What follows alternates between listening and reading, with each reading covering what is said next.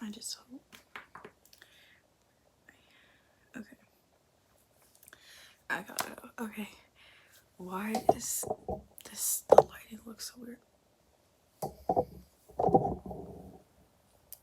Anyways.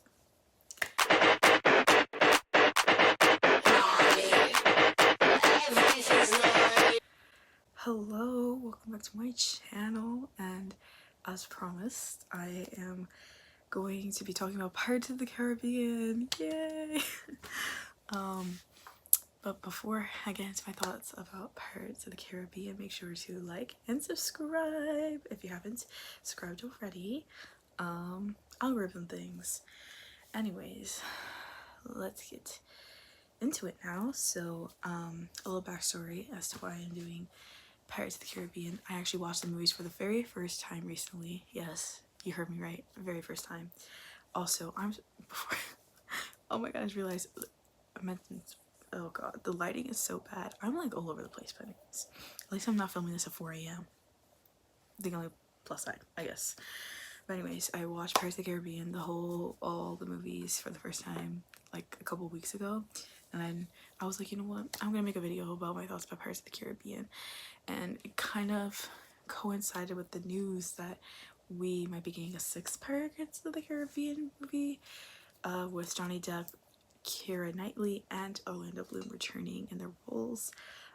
So I guess perfect timing? Not even perfect timing. There is no good timing with any of these things, but with me watching this, if I'm looking down, it's because I'm looking at my iPad. I have Letterboxd open, which, speaking of Letterboxd, go follow me on Letterboxd. My account is in the description. Anyways, as always, where am I? I'm trying to pull it up. Because I'm trying to see where, I don't even know, I guess, should I start with overall thoughts? Overall thoughts, I loved it. I actually love these movies. I was shocked at how much I actually loved and enjoyed these movies. Obviously, Captain Jack Sparrow is such an iconic character, especially to the Disney brand. I was just how to describe it, but I feel like if I watched this when I was a kid and I was younger, none of these movies came out when I, like movie watching age, I guess, in theater watching, except for the last one.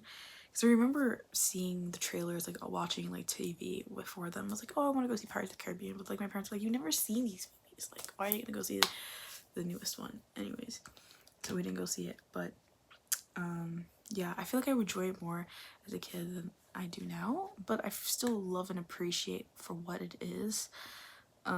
Yeah, and honestly, after watching this, I just want more pirates content. Like, I want to read pirate books, themed books. I want to get into more pirate lore, learn about pirate lore, because I know pirate lore is pretty deep. And I know the lore of the films, and as well as the Disney ride, which the films are based on, have a lot of lore that to sink your teeth into, and these got me excited. It's like, I want to learn more, because I feel like the movies don't explain much, and it's like you just need to know things a little bit. I mean, they do explain things, but like I want to know more in-depth details, which obviously in a film you're not gonna get. But anyways, yeah, I mean, honestly, while watching these movies, I was like very, very, very impressed by how good these movies looked. Like from the cinematography, the choreography, everything. Like the light, just beautiful. I was like, wow. But then I realized I had to sit there and tell myself, it's a Disney movie. It's a Disney franchise. Disney has the money. Of course, it's gonna look fabulous. It's Disney. They got the money for that.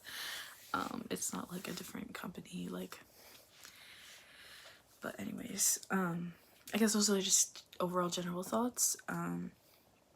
But according to my letterbox here, I guess my ranking of these movies. I haven't done like a list yet, but I will post a list soon of it, so I'll just be there forever.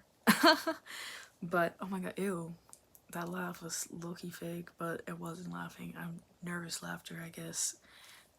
Anyways,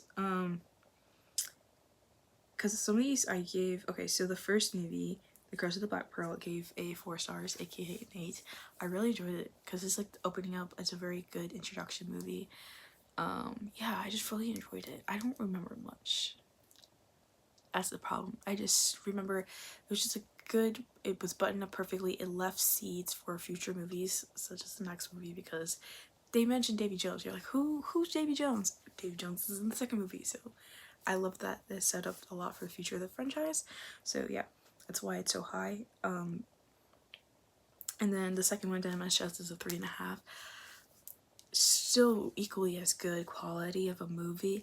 I don't know, there's something about just Davy Jones as a villain, like I just didn't vibe with that.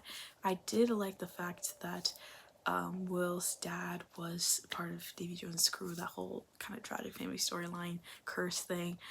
I just my whole thing was this obsession with the Davy Jones's heart, like the whole obsession with his heart throughout the entire franchise. It's like, what? And then Jack's compass too. It's like, that's all you got really going for this, is everyone just harping, I want Jack's compass and I want the chest with Davy Jones' heart, but eventually, you know, Davy Jones is so anyways, which I guess I wish we got more Davy Jones, if that makes any more sense. Dead Man's Chest is very much a sequel, but also a setup for the third movie. It's very much set up that way. That's why it's lower than the first one and lower than the third one. Spoiler alert, the third one's my favorite movie.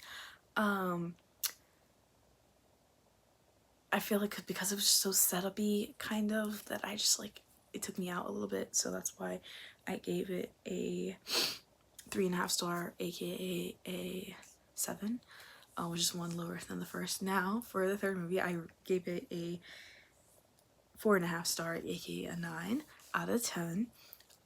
This is my favorite movie out of all the movies. It's so beautifully shot. It's so good. It's so good. My queen, Elizabeth. I get so much good moments in this film. Like, oh my god, she was a boss. She became a pirate. You know, it was kind of like her first was like, she was kind of more sympathetic towards pirates in the beginning, obviously, because she saved Will's life and then didn't tell her dad that he was a pirate with the medallion and everything.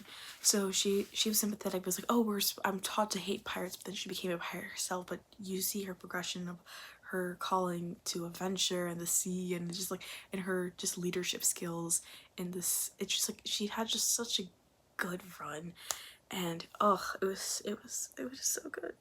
And I wrote this in my official Letterboxd review, but they Breaking Dawn Part 2 to me, like, I legit thought Will was a goner. I was like, oh, no, they can't kill Will, what? And then he was fine. He was fine, because the stupid curse, he didn't know it was cursed. Yeah,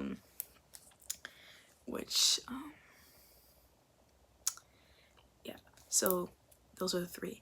And something I would like to say though about the first 3 movies, I felt more of like a cohesive, a trilogy. Then comes Strange Ties, which feels so out of place out of the 5. But how I see it as what is it? On Stranger Tides is a transition film, like a medium film, like, oh, here's this trilogy, this is a medium, and then there was supposed to be another trilogy of movies, but I guess Dead Man Tell No Tales flopped at the box office, so they're like, no, but then we're getting a 6th, so I don't, supposedly. But anyways, back to on Stranger Tides. I like how this is obviously more Jack Sparrow focused. I love Jack, he's fun, though he's not as fun as in this movie as the others. I love how the beginning he was very cunning, very suave, but he was willing to help, even though he was like, you know, unruly, ruthless pirate. But he helped out Will and Elizabeth because he cares, because of his humanity and caring nature. And then he just became a meme, because the running on the beach thing, I mean, that's Dead Man Tell No Tale, right? I don't know. He became mean, he became a goofball, and he wasn't taken as seriously, and I just don't like that he became not that anymore. Though I still love Jack, I gotta say. But also, this movie was just so weird with Blackbeard. Like, this is obviously my least favorite out of the 5. I feel like it's everyone's least favorite. And I gave On Stranger Tides a 3 out of 10. I mean, 3 out of 10. A 3 out of 5, aka 6 out of 10. The quality, I mean, the cinematography, it's just so gorgeous. But the whole thing is just like, no. No. And this is the one with, like, the mermaids, right? I forgot even the plot of this. And, what's her name? I don't even know.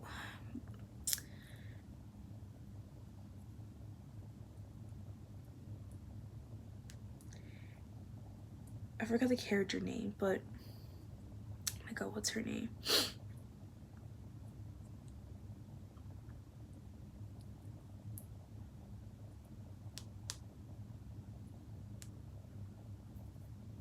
But anyways, it's Jack's love interest. I forget her name. Anyways, you can remind me in the comment section of what her name is.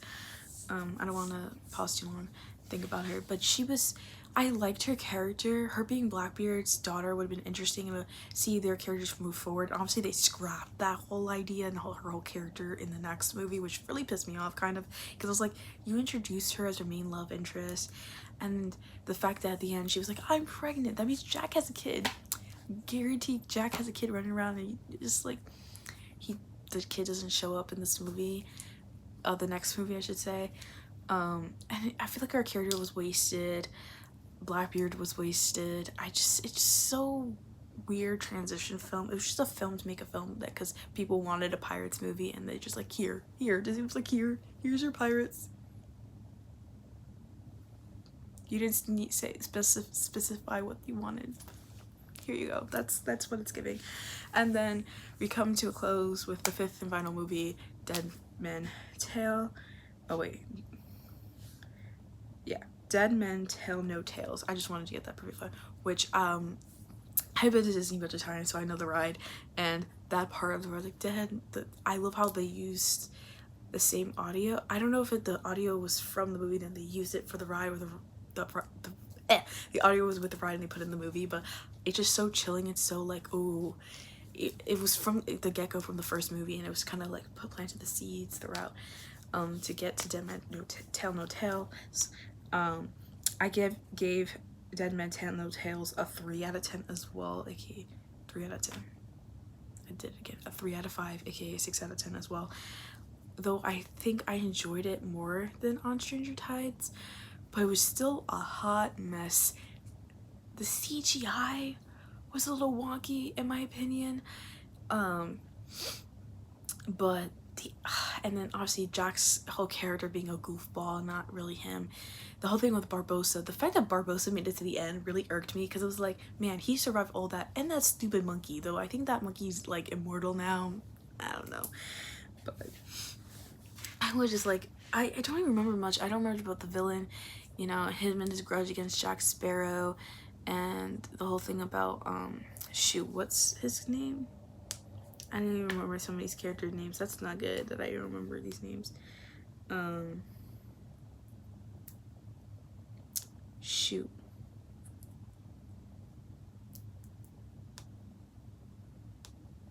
Henry. Oh my god, Henry. I kind of like, I was like, though, speaking of Henry, I'm watching these movies, mind you. As I think I mentioned in my first video or second video, I was watching Titans.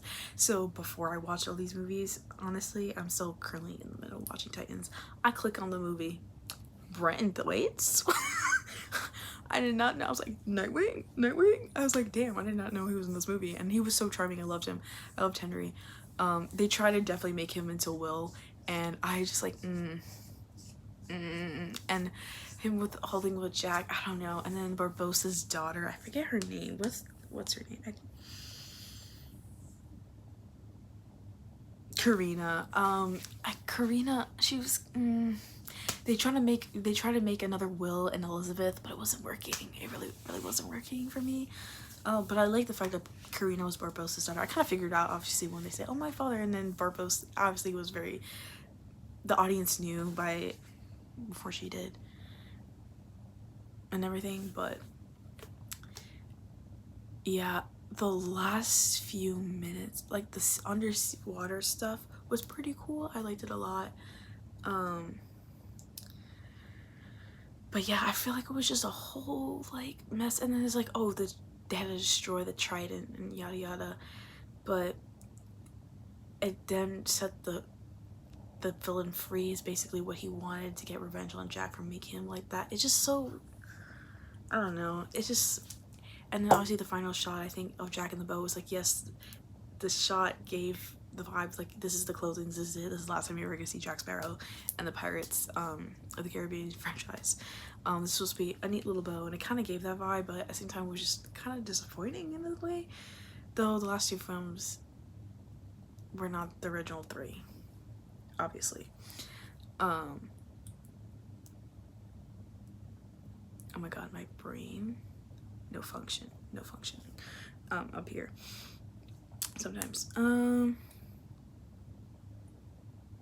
But oh, this is what I also, I didn't realize until the second movie that these films have post-credit scenes. I was like, post-credit scenes? I was like, oh my god, because I'm a Marvel girly, and I thought Marvel was the only people with post-credit scenes. I was like, you know what, now I need to watch the movies, some of these movies